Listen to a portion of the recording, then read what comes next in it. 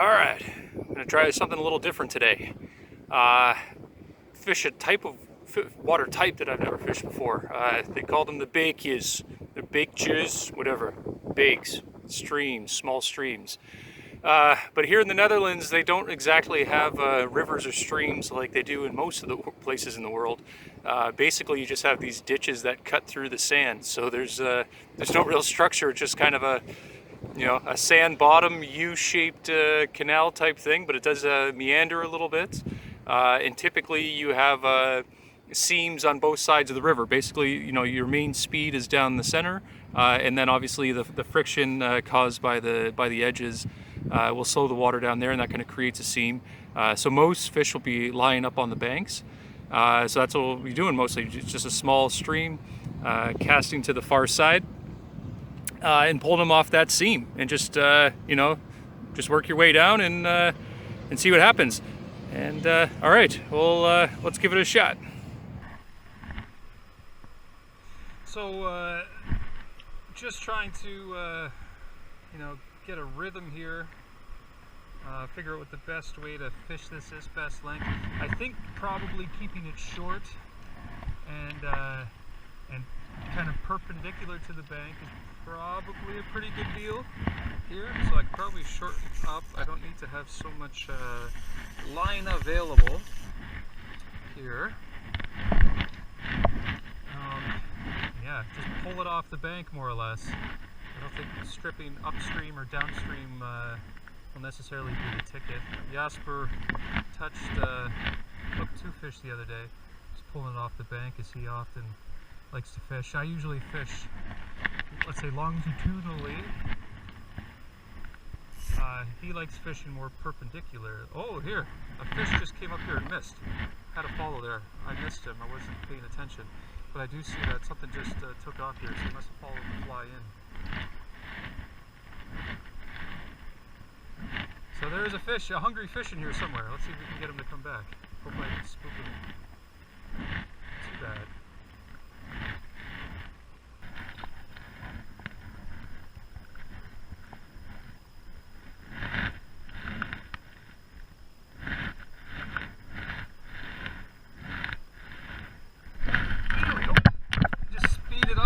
The retrieve, sped up the retrieve a little bit, and took it immediately. Oh, this looks like a very pale pike.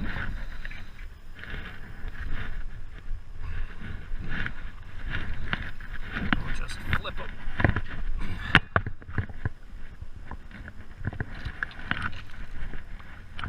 Yeah, not a bad size, for sure.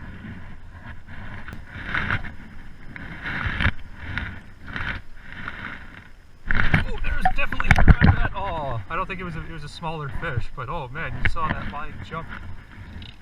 You saw that line jump. I never really got that much pressure. Maybe he'll come back. I doubt it, but we'll see. I'll lay one on the inside here again, just to give this inside seam, at least an opportunity to produce a fish. I don't know if we'll take one on the inside, but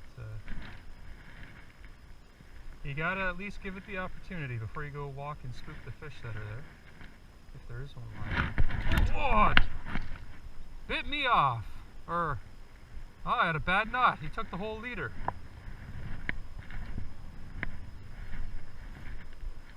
Yeah, here he was. He was lying right here. Right on that inside. Apparently, I used an old leader that was lying around, and that apparently was not a very good idea. He took the whole kit and caboodle. Alright, well, we'll retie and we'll get back. Okay, we're back. Retied, ready to go. Hopefully with a fresh leader that should last us the rest of the day. That's what you get for using ratty leaders, I suppose. Normally I would obviously check those types of things, but this was just kind of an impromptu session. I wasn't expecting big fish, and that's not usually a failure point. Those double surgeons at the loop knots typically hold. Yeah, I just need to get back into rhythm. And yeah, interesting. He took on that inside, so fishing the inside from time to time is obviously worth the effort.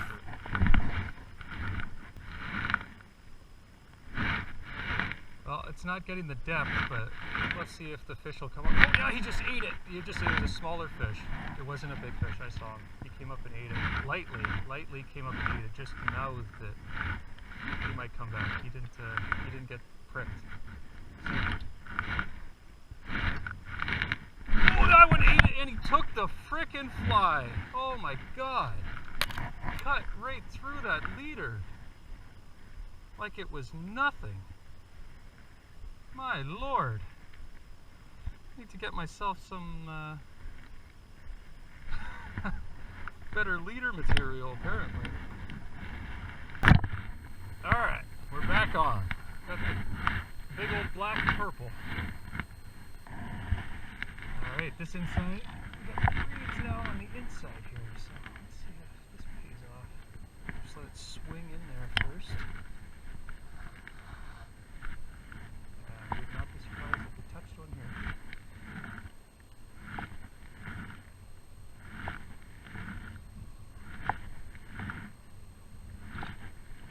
Oh yeah, he just missed it. Totally missed it.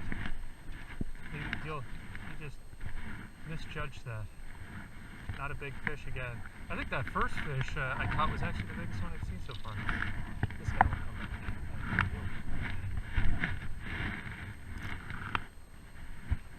Floated down into him.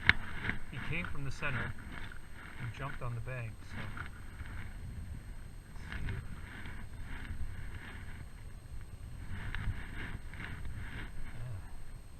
Pretty funny though, how badly he missed that one.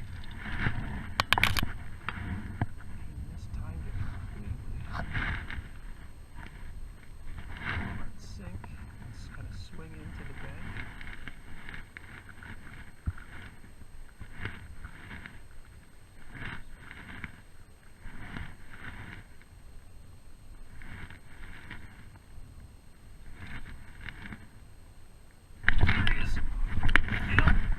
Came from the bank that time. The other way around.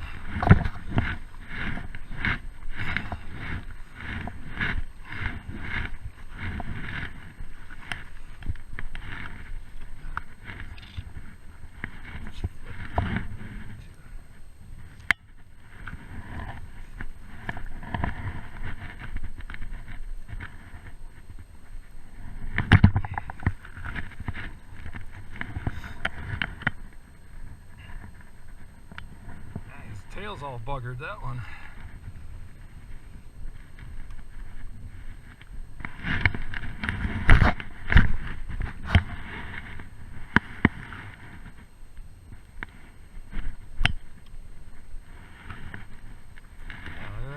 Funky tail there, eh? Yeah, not a very big one, but a sporty one nonetheless. Alright, let's do a quick recap. Had some fun today, actually. Just hit the bake real quick there. Just had a quick time slot to head out and check it out. I never actually fished any of these bakes in Holland, so yeah, it was kind of interesting. Yeah, had a lot of action. Only fished like I don't know, 250 yard stretch or so, and went 3 for 8. Now that's not great on landing, but we'll get to that. The fact that 8 fish, moved on the fly, were in a short stretch, was pretty incredible. And had lots of the fish were multiple takes before either eating or getting lost. But yeah, so I don't even know. I mean, if you talk about all the takes today, I mean, 15, 20, something like that. Yeah, I mean, it was pretty good. So obviously landed 3. Missed 3, just didn't get the hook buried, and then I broke 2 fish off today. What a well, when I left I was in just such a rush.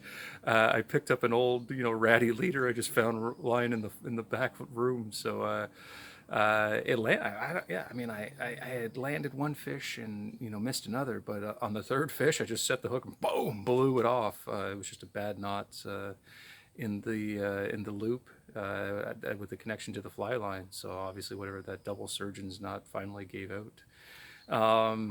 and that happens. I mean, especially when you're using, using leaders you find lying around on the floor. So then I tied on a new leader, built a new leader, put bite tippet on. I was very short on my regular heavy bite tippet that I use on the bigger lakes for the biggest fish. And we're going on Sunday, so I was like, oh, I better save. I basically have enough for one more bite tippet left. So I was like, okay, I got a little bit lighter material. I got Seagram 60 pound, which most of the time is quite fine. So I threw that on, literally within a couple of casts, fish takes and just cuts through it like butter. Like it might as well have been 4 pound test. Zero resistance. Obviously, just hit it at the perfect angle.